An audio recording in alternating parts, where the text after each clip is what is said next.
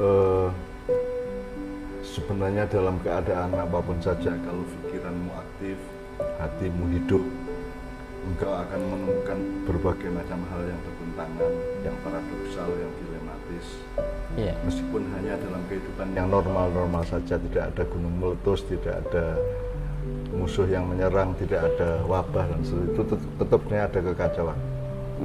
Jadi karena hakikat hidup manusia itu sebenarnya adalah pengkutupan-pengkutupan, benar salah, baik buruk, tepat tidak tepat dan seterusnya. Nah, kita selalu membutuhkan proses dan metode untuk mutmainnah kembali, untuk menata kembali. Jadi kalau ibarat pendulum itu tidak hanya gini, tapi juga ada multi begini.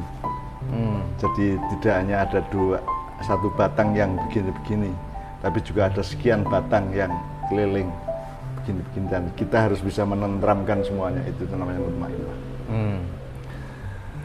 Jadi mungkin beberapa hal kita ingat dari Allah ya. Misalnya Allah mengatakan jangan merasa dirimu sudah beriman sebelum aku uji misalnya.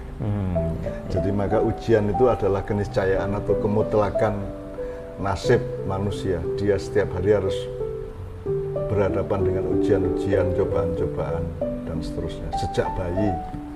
Sejak bayi sampai kita masuk liang kubur, kita tetap selalu hidupnya adalah berdampingan, berhadapan dan bergelut melawan tantangan, ujian, cobaan dan seterusnya, dan kita harus menang. Kita harus laba.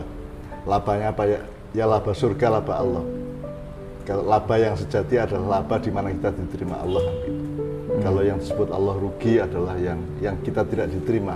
Kira-kira puncaknya seperti itu. Jadi kalau sekarang pertanyaannya adalah bagaimana seluruh keadaan ini, salah satu efeknya adalah menciptakan kekacauan berpikir atau kekacauan batin. Ya, pertama yang tadi soal engkau jangan pikir kamu sudah beriman sebelum mengalami dan lulus cobaan yang begitu. Nomor dua, coba awal asri ya. Innal insana lafi khusrin illal ladzina amanu wa amilus sholihati wa tawashaw bil haqqi wa tawashaw bis sabr. Jadi ada klausul pertama wal asri, bukan wal fajri atau wan nahar. Jadi wal asri itu kan waktu sore hari. Kita serabutan aja, kita anggap memang ini akhir zaman. Jadi di al asri itu di waktu asar atau sore atau di waktu senja hari kehidupan itu memang cobaan meningkat dibanding waktu siang atau pagi kan gitu.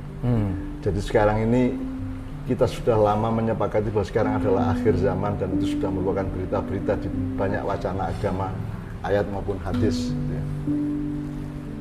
Berarti kita harus siap menjadi manusia yang dihidupkan, yang hidup dari zaman, di dalam zaman yang penuh cobaan, penuh ujian, penuh tantangan. Misalnya kita tinggal sebut satu masalah apa, misalnya penjajahan.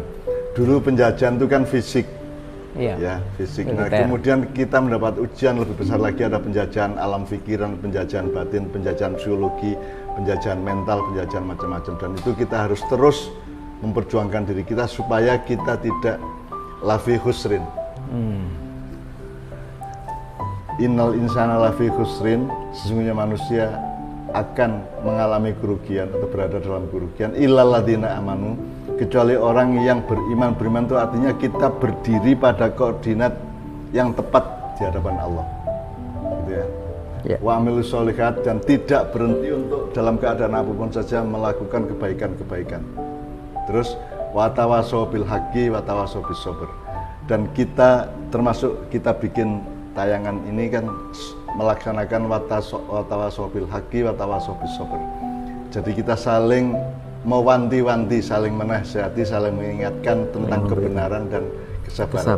Ini juga mungkin ada rahasianya kenapa disebut kebenaran dulu baru kesabaran. Mungkin karena kebenaran itu diperjuangkan dengan ongkos kesabaran. Mungkin juga karena kesabaran itu harus engkau pertahankan tanpa kehilangan kebenaran. Kan ada dialektika seperti itu. Jadi rumusnya Allah jelas. Semua orang akan rugi kalau kita tidak mempertahankan koordinat yang tepat di hadapan Allah, dengan iman yang tepat, illadzina amanu. Terus dalam keadaan apapun saja, dalam frekuensi setinggi apapun atau dalam kadar serendah apapun, kita tidak pernah berhenti wa amilu sholihat, tidak pernah berhenti untuk berbuat baik, dalam arti yang gede, sedang atau kecil, gitu ya. Dan itu sudah ada rumusnya, kan gitu. Terus watawasau ini ada dialektika. Dialektika ini kan bisa antara saya dengan Helmi dengan saya dengan jamaah Ma'iyah dengan saya, atau bisa semua segmentasi dalam masyarakat, bisa ulama kepada pemerintah kepada ulama, bisa rakyat kepada pemimpin kepada rakyatnya, kan bisa semuanya. Pokoknya semua saling mewanti-wanti, saling tawasau, mewasiatkan atau mewasiati kebenaran dan kesabaran. Nah, saling wasiati ini kan bisa kita terjemahkan, kita bisa breakdown secara sosial. Misalnya pengajian atau rapat atau perkumpulan atau ada musyawarah.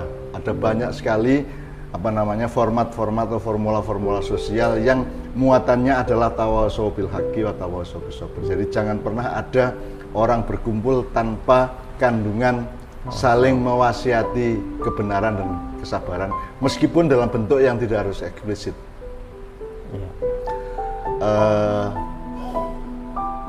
Seekor ikan menunggu berhari-hari mangsanya untuk dimakan, itu kan juga nasihat tentang kesabaran. Ya. Misalnya ular itu dia diem tidak hanya berjam-jam, kadang berhari-hari sebelum mangsanya lewat. Itu juga nasihat tentang kesabaran. Nah, nanti jadi sekarang ada dialektika antara kebenaran dan kesabaran. Sebenar apapun memerlukan kesabaran, sesabar apapun jangan kehilangan kebenaran dan seterusnya. Kadang-kadang karena kita terlalu sabar kita kehilangan kebenaran.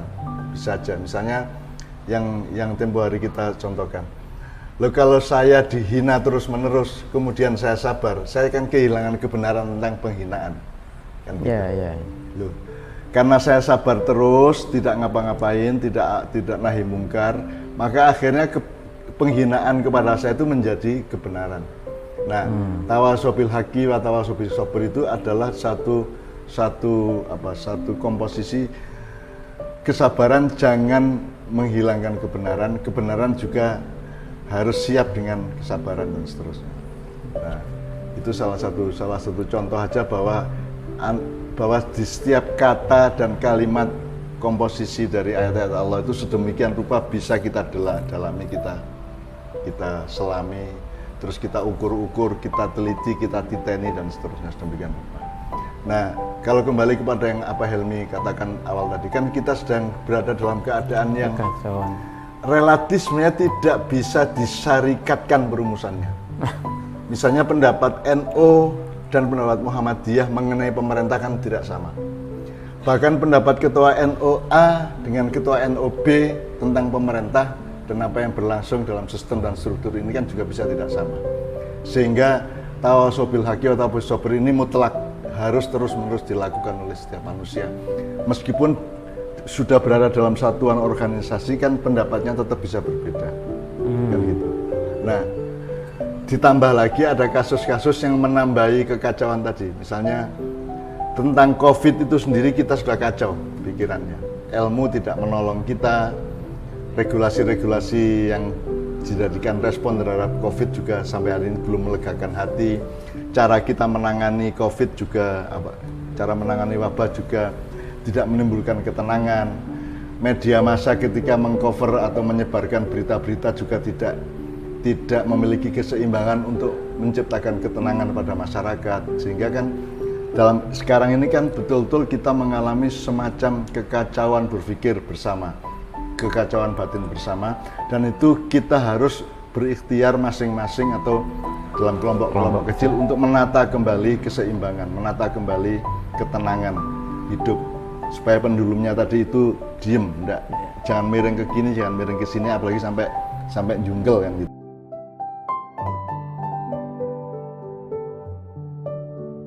Kan untuk lulus ujian kan tidak sama dengan kemenangan dalam arti dunia. Karena bisa saja secara keduniaan kita menang tapi di hadapan Allah kita kalah, bisa saja. Atau sebaliknya. Jadi yang penting menurut saya manusia menghadapi ujian terus-menerus dalam hidupnya itu dia tidak berhenti untuk mempelajari, tidak berhenti untuk memahami, tidak berhenti untuk mendalami, menghayati, sampai akhirnya menemukan keseimbangan antara pengetahuan dengan perilaku dan pengalamannya. Gitu. Jadi sekarang soal COVID ini kan ada misalnya gini, kalau ada orang, Anda ketemu dengan orang tidak pakai masker, itu kan minimum ada dua opsi dalam pikiran Anda. Oh, ini orang sehat, maka dia tidak pakai masker, sehingga saya juga tidak perlu khawatir akan terpapar dari dia, corona kan begitu. Tapi juga ada kemungkinan lain, ini orang kok nggak pakai masker, nanti dia bisa ketularan saya, atau dia bisa ketularan, dia bisa nulari saya. Jadi itu saja sudah kekacauan berpikir, dan itu kan tidak ada organisasi nasional yang menetapkan itu. Pada contoh kasus sikap kita tentang masker, tentang COVID-19, di mana tadi Mbak Nun menyebut kita secara nasional saja tidak solid atau tidak kompak gitu. Apakah keadaan yang seperti ini juga bisa disebut situasi tidak seimbang karena hanya satu perspektif yang dikemukakan, didominankan. Kalau Anda pemerintah, kalau Anda negara, Anda harus mengambil keputusan untuk mengambil salah satu mazhab berpikir. Ya, apakah itu dari WHO, apakah itu dari PBB, apakah itu dari ID atau dari kumpulan dokter atau siapapun. Harus milih satu, dan itu tidak boleh yang bertentangan secara global. Jadi misalnya kalau ada ide begini, udahlah ini kita sudah hampir setahun ini kita bergaul sama COVID, kita sudah tahu bagaimana menjaga diri, bagaimana kita jaga jarak, cuci tangan, cuci muka, terus pokoknya kita sudah mengerti protokolnya, gimana caranya supaya kita tidak terpapar dan tidak memapari. Udah, sekarang tolong pemerintah percaya kepada kita. Yang penting pemerintah menyiapkan rumah sakit, dokter, puskesmas, dan tenaga kesehatan kalau ada yang parah. Tapi selebihnya lepaskan masyarakat dan percayakan kepada masyarakat bahwa mereka bisa menjaga diri masing-masing, karena tidak seorang pun dari rakyat kita yang mau sakit loh. Kan semua orang tidak mau sakit. Jadi itu dijadikan alat untuk percaya bahwa masyarakat juga sudah gede-gede, sudah gerang-gerang, udah cukup dewasa untuk menjaga dirinya masing-masing. Meskipun menjaga dan tidak menjaga ini kan juga kontroversial, kan mazhab juga ini.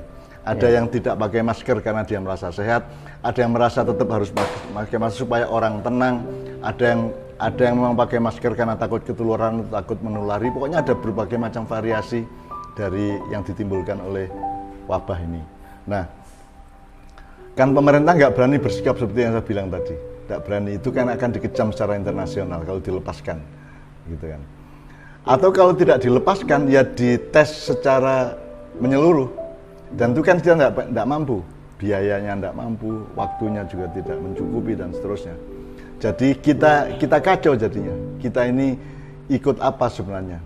Jadi itu menimbulkan kita di rumah masing-masing, kemudian muncul semacam kekisruan berpikir dan batin kita akhirnya gitu. Nah, tentu saja kalau ngomong hikmah, itu semua adalah ujian untuk menemukan hikmah baru dalam kita berkeluarga. Misalnya Anda sama istri menjadi lebih akrab, sama anak menjadi lebih menata dialognya, dan seterusnya. Atau sebaliknya, justru karena kita di rumah terus, kelihatan bahwa kita ternyata tidak siap dialog sama istri, sama suami, sama anak, dan seterusnya kan. Monggo yang terjadi bagaimana. Tapi intinya adalah kita memerlukan penataan kembali cara berpikir dan batin kita, agar supaya kita tetap hidup dan melangkah di dalam kondisi mutmainnah, tenang, istiqomah, mutmainnah, nek cara Jawane madhep mantep. Kan gitu. Ya, kita tidak bisa apa-apa kecuali kita kan, kalau kita tidak setuju sama pemerintah, nanti harus diaplikasikan secara politik, kemudian menjadi gerakan, kemudian menjadi permusuhan. Dan dalam zaman digital seperti ini kan, sedikit saja permusuhan itu akan sangat mudaratnya bisa beratus-ratus kali. Wong yang damai aja dipermusuhkan kok, kan gitu. Wong yang ndak musuhan aja dimusuh-musuhkan, diadu domba di medsos kok, gitu loh. Apalagi sekarang kita betul-betul, misalnya saya nggak setuju sama dokter A, saya nggak setuju sama rumah sakit B, saya nggak setuju sama gugus tugas C, saya tidak setuju sama presiden, saya tidak setuju sama siapa, itu kan tidak bisa diterapkan juga. satu-satunya jalan yang bisa kita lakukan adalah menjaga hatinya semua orang sekitar kita, ya keluarga sama tetangga dan siapapun yang kita bertemu. Jadi kita anggap pertentangan nasional mengenai COVID ini sekunder. Yang primer adalah orang di sekitar kita tenang dengan hadirnya kita kan gitu. Ya. Tadi Mbak Nun kembali ke ayat yang Mbak Nun sampaikan bahwa jangan mengira kita sudah beriman kalau kita tuh belum diuji. Nah, kata uji atau ujian itu kalau berdasarkan pengalaman saya secara subjektif, ujian itu kan suka bikin kita tegang gitu, mau ujian nasional, mau ujian kenaikan kelas, takut nanti nggak lulus dan lain sebagainya, sehingga kita yang fokusnya ujian terus. Tapi sebenarnya mungkin di sisi yang lain Allah sendiri barangkali juga menyiapkan sesuatu yang menyenangkan atau kabar gembira juga gitu supaya kita seimbang. Ya kalau mau penelitian diri masing-masing, ya sekarang Anda mendaftari dalam hidup Anda sehari itu didaftari apa yang Anda syukuri, apa yang Anda harapkan, apa yang Anda sesali misalnya 3 ya. Apa yang Anda harapkan, Anda syukuri, Anda sesali. Sesali itu berarti kan diberontak atau dikritik atau diapain kan gitu. Ya. Jadi yang kita syukuri, yang kita harapkan, yang belum kenyataan, terus yang sudah kenyataan tapi kita tidak setuju atau kita menyesali atau kita ingin melawan dan seterusnya. Nah, itu kita daftari. Kalau Anda mendaftari dalam hidup Anda di keluarga atau individu Anda, siapapun yang melakukan itu, saya akan yakin bahwa yang pasal pertama itu tetap lebih tinggi daripada yang kedua dan ketiga. Apa kenyataan yang sudah kita syukuri. Ya, bagaimana? Anda mau bagaimana? Anda mau berontak apa? Anda menyesal apa? Anda penuh kegembiraan, penuh kesejahteraan. Kowe isih urip, kowe isih iso mangan, isih iso ngerokok, isih iso ngombe, isih masih bisa beol. Dan ketika makan itu kan Anda tidak perlu ngurusin, langsung ditata oleh hukum alamnya Allah, sunatullah di dalam badan kita, sehingga ada yang jadi tai, ada yang jadi darah, ada yang jadi macam-macam. Jadi kalau kita lihat kehidupan sehari-hari, kita kan tetap lebih banyak bersyukurnya daripada. Ya, artinya mungkin dikalkulasi, dihitung-hitung antara ujian dengan hal-hal yang sudah diberikan oleh Allah sehingga kita harus bersyukur, itu mungkin lebih banyak yang bersyukur ya Mbah ya. Dan di sisi yang lain juga gini, kadang-kadang kita tuh merasa sepanjang hidup urip rekoso penuh ujian, ndak beres-beres. Ya, itu karena tidak seimbang. Karena dimana? Cara memandangnya tidak seimbang. Jadi ada orang yang disebut berpikir negatif itu pokoknya punya kecenderungan ammaroh bisu. Jadi inginnya itu cenderung menemukan yang buruk-buruk, yang jelek-jelek, yang rekoso-rekoso, yang menderita-menderita gitu ya. Jadi namanya ammaroh bisu. Jadi satu dorongan dari dalam jiwa kita untuk cenderung mencari yang sengsara, yang jelek, yang mendera kita kan gitu. Sementara ada yang cara berpikir positif, yang satu itu namanya mutmainnah. Jadi kita tidak waspada terhadap apa yang kita syukuri. Dan kalau Anda rajin dengan ini, maka Anda itu hidup penuh bersyukur. Makanya sampai ada kiai alhamdulillah itu kan, karena tidak ada satupun yang kita tidak bilang alhamdulillah kepada Allah. Kan gitu. Nah, kemudian kepada yang kedua tadi, yaitu yang kita harapkan, kita bagaimana memanage harapan ini. Kadang-kadang kan orang harapannya terlalu tinggi sedemikian rupa sehingga kadang tidak seimbang. Ya kalau agak akademis segini, harapan itu boleh Anda perjuangkan kalau secara ilmu Anda punya teori bahwa ini bisa dijangkau. Tapi kemudian ada skala yang lain yang ini mungkin bisa, mungkin tidak bisa. Terus ada skala yang lebih jauh lagi, ini tidak mungkin bisa. Nah, kalau Anda melihat ada sesuatu yang tidak mungkin bisa, kalau Anda tetap berharap-harap, berarti Anda bodoh kan gitu. Kalau ada sesuatu yang mungkin bisa dicapai, mungkin tidak bisa dicapai, terus Anda berjuang, berarti Anda adalah orang yang pantang mundur. Anda seorang satria gitu. Tetapi orang yang mengerjakan dan memperjuangkan segala sesuatu yang secara alam pikiran dan ilmu itu bisa kita capai. Misalnya kamu dagang kayak apa ya, bekerja apa kayak membuat apa kayak. Terus secara pengalaman sejarah dan cara berpikir itu ini bisa dicapai, terus Anda melakukannya, berarti Anda adalah orang yang beriman kepada kehidupan yang diciptakan oleh Allah. Jadi, nah yang kita hindari adalah jangan sampai mencita-citakan dan mengejar setengah mati sesuatu yang secara ilmu pun memang tidak mungkin dicapai. Atau mungkin bisa dicapai tapi tidak bisa menanggung resikonya, kan bisa. Seperti yang saya contohkan tentang politik ya. Mohon maaf Mbah, ini barangkali tidak sopan dan tidak pas ya tentang harapan.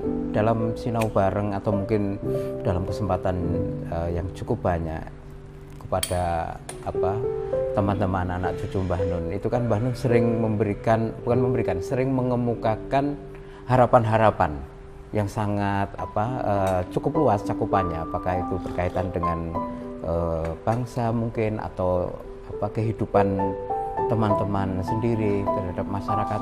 Yang paling kita ingat tentu adalah masa depan bangsa Indonesia sebagai bangsa, bukan negara.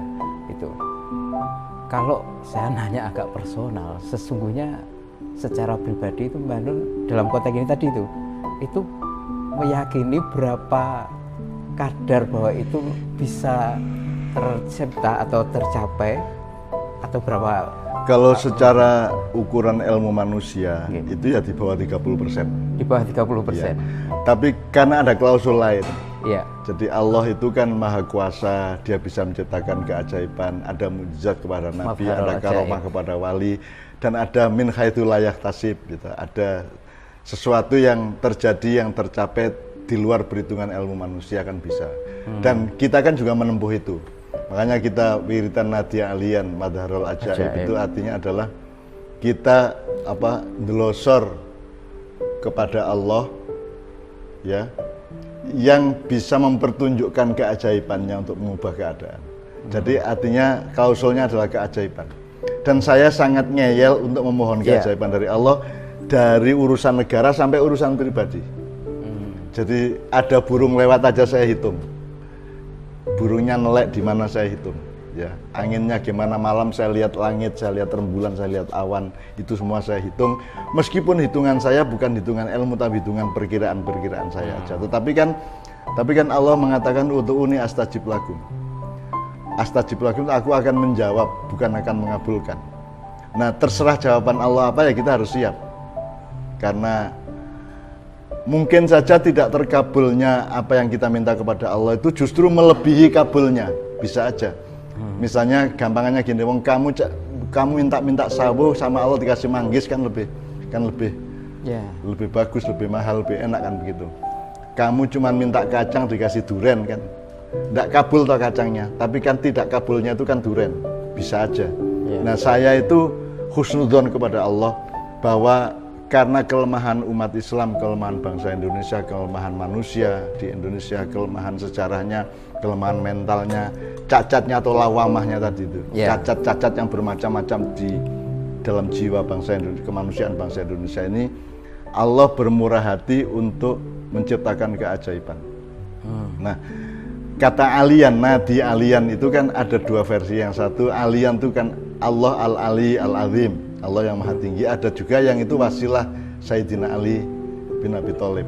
Karena Sayyidina Abi Thalib ini matinya mati syahid, maka dia dipercaya oleh pengikutnya bahwa dia punya karomah untuk membuat Allah mengabulkan. Jadi nadi alian itu kita niati kedua-duanya aja. Satu mohon kepada Allah. Kalau misalnya kalau misalnya wasilah ke Sayyidina Ali, melalui Sayyidina Ali itu membuat Allah juga lebih mengabulkan, ya alhamdulillah. Tapi pokoknya kita husnudzon aja kepada Allah, dan saya tiap hari mengamati. Jadi tidak perlu dipertentangkan. Tidak perlu dipertentangkan, monggo-monggo aja.